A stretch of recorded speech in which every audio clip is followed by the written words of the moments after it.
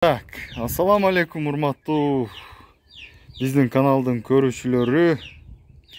Сиздерге бүгүн атайын трактор боюнча видео чыгармакчыбыз.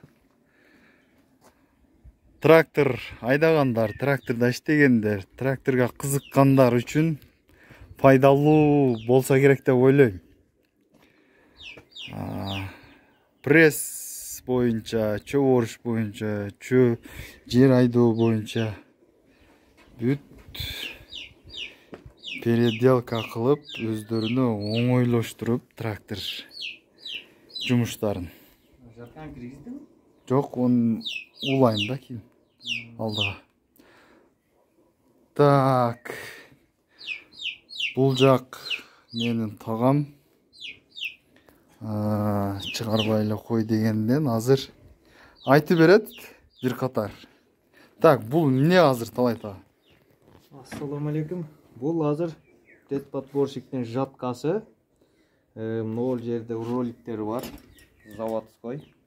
Бул роликтерди азыр биз ошол элден YouTube'дан көрүп жасап атабыз. Бул өзүбүздүн оюбуз эмес, элдин ою. Буларды азыр роликтерди кесип алып салдык. Ушул роликтерден бул жерде жүрүп бир ишти таталдатат. Азыр эми муну промой мёртвый кылып варит эттик. Муну мёртвый кылып варит эткенден кийин айландырганда бияка рамага тийип калат шык. Ошону тийбеш үчүн нерден кесип 5 см валды астыга жылдырдык. Ошондо бул шык бияка тийбей калат.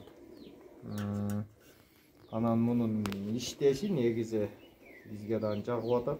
Жеңил айланат экен. Анан мияктан шык көбүрөөк чыгат экен. Чөптү Алып киргенге тазалап кой деп ойлойм. Иштегенде дагы бир катар көрсөтөбүз. Анан биякта рама бирден 5 см лишний рамасы бар. Ошону кесип алып туруп бирге улап койдук. Ошол анан кабыргаларыны ысылтеттик. Бияка профиль коюп бардыгына. Биз жакта таш көп, таштарга тийип кабыргалар, пирамидалар сына берип иш берет. Өзү негизи мыналары жок болот, Жок болот. Мына профиль жок. Бияка астыга таш жерге катып тийгенде эле мына жер ийрейип сына берет да. Ошого профилдер коюп чыктык, ысылтет. Пресс подборщиктин чөп кирип жаткан жери, Жаткасы. Пресс боюнча дагы кандай проблемалар болот? Кайсыл жерлерин оңдодуңуз дагы? Нарыкка барайлы. Так, кече башка трактор, бул башка трактор. Бул пресс подборщик жөнүндө дагы бир айтып өтсөңүз, бул качан чыккан, каяктыкы? Союз? Кыргызстан пресс союздук болуп эсептелет, бирок бул Кыргызстанда чыккан го негизи тарыхы.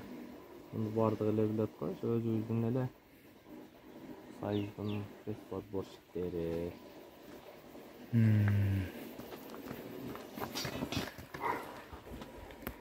Так, бул жактан. Так, көрүүчүлөр, бул особо не судите, рабочий боюнча эле тартып жаткан учурум. Так. Мына өзүнүн атын эмне дейт экен? Мына өзү түз болот да, мына башыны мен карганын тумшугудай кылып ийген. Сварка куюп туруп тачт эткен, чтобы жипти илип кармап бергенге. Эң оңой жолу да, так интернеттен биягыдан бергендер бар. Ошонусу жакшы экен, ошонусун жасаш керек болуп атат. Анан жаңы ийнени чыгарып туруп көрсөтүш керек да, жаңы түшүндүрүш кыйын азыр. Ассаламу алейкум. Эмне жерде да биз переделка кылабыз. Бул кыймылды могул биз паткалин дейбиз, кайчы дейбиз өзүбүздүн тилибизде. Ушуну кыймылга алып келет. Бул жип жипти ийне алып чыгып келгенде мына заводской иши ийне берге нерге келгенде бул айланаттан кыймылды мынага берет. Бул анан жипти тартып карма берет. Ошо кезде жип тартылуу турган маалда учудан чип кетет биякачы. Анан бирини байлабай калат. Бул дагы бир өзүнчө проблема да. Бул катуу иштегенде муну көрбөйсүң. Чөп трактор менен иштеп атканда, урушной байлаганда өзүң жай байлатканда байлай берет да, көзгө көрүнбөй турган нерсе да. А биз муну кесип, биягына кесип муну айландырып, ийнени бияка чыкканда, анан бул кыймылды бияка бере турган кылдык. Анан кайта варт эттик. Ошондо ийне бияка чыкканда жип мына өзүнүн ордуга келип, бияка мына мертвый темирге келип жаты берет, анан бул кармап кызматын аткарат да. Ошондо байлашы бир топ оңолот. Ийрик чөптө дагы байлай берет. Биз убагында кыйналганбыз. Ийрик чөпкө салганда жакшы байлабай иш берет эди. Ошондо ийрик чөп бияктан чыгып алат экен дагы, келип жипти түртүп, мына паткалинден чыгарып берет экен. Мен ошондо диагноз койдук да өзүбүзчөчү.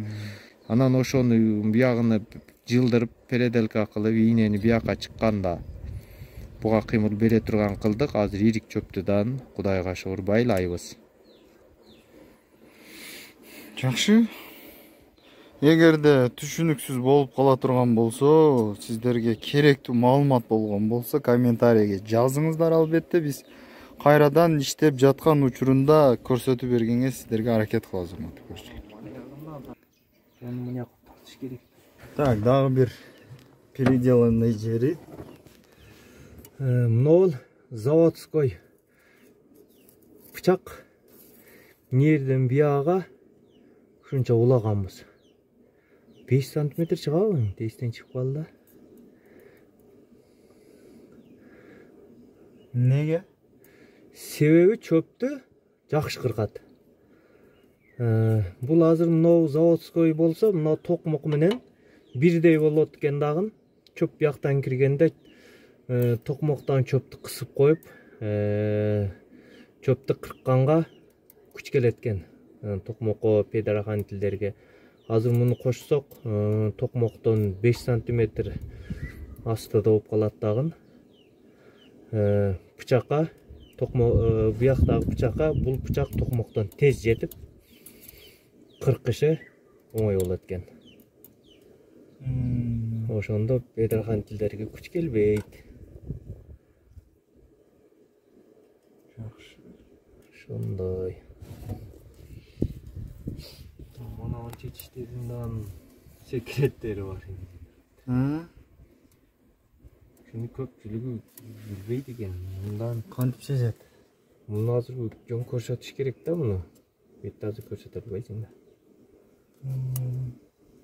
Ошон чечиштен кыйналып, бир неме кылып чече албай, бир сезон иштеп келдим. Кийинки жылы анан YouTube'дан чукуланып отуруп орустар чечкени көрсөттү. Жерге бир каттуу темирди, мына болгарка менен тачтетип, анан ушу жерге анан шуга бата турган 1 сантиметрдей каттуу темирди 4 буштук кылып кагат экен. Биягы мынча эле чыгып турат. Мындай эле чыгып турат экен. Анан 8 гранник темирлер бар го, бур. Ошондой бир 5 сантиметр бурду аркасынан ушундай кылып кесип туруп, анан кийин ошону үстүдөн кагат экен да буга. Жатверка болуп калабы? Анан ого анан головка күлүштү салып туруп мынча чечип жерге коюп алып, үстүдөн анан басып чечет экенсиң да. Ата жатверка менен чече албайт. Анан баягыны урсаң дагы жакшы да, баягы 8 гранник темир муну жака тийип туруш керек экен. Ичидеги темир менен кап кетпеш керек да. Точно кесиш керек, чтобы мунага эми тийип туруш керек. Анан чечилбесе, үстүдөн молоток менен урганда мунага удар берет. Бошойт мунагы. Эгер мынауга жетпей калса баягы темирибиз, онда мына ортодогу эле темирге удар болуп калат дагы, ол удардын толук күчү буга жетпейт экен да урганыңда. Ошондодан иш кетти экен да. Мынага толук тийип турса темир. Ошондо урсаң мына бошотот экен. Уруп кайрадан головканы салып бурап чечилбей турган менен ошону чечти. Так, көрдүңүздөр урматтуу көрүүчүлөр, эгерде суроолоруңуздар болсо дагы кайрылыңыздар, албетте жооп бергенге аракет кылабыз.